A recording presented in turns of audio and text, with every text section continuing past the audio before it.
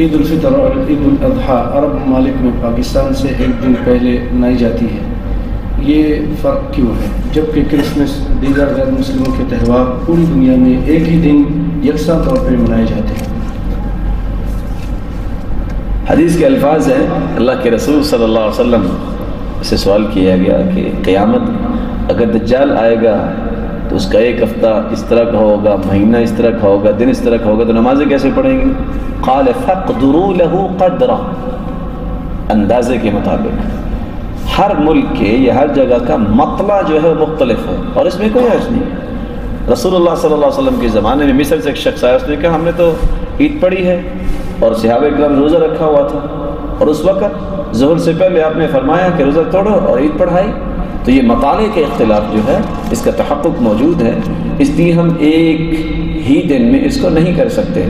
رہا Christmas day یا اس طرح کی چیزیں تو ان کی باتوں کے پیچھے لگ کے ہم اپنے دین کے دلائل کو تو نہیں چھوڑ سکتے۔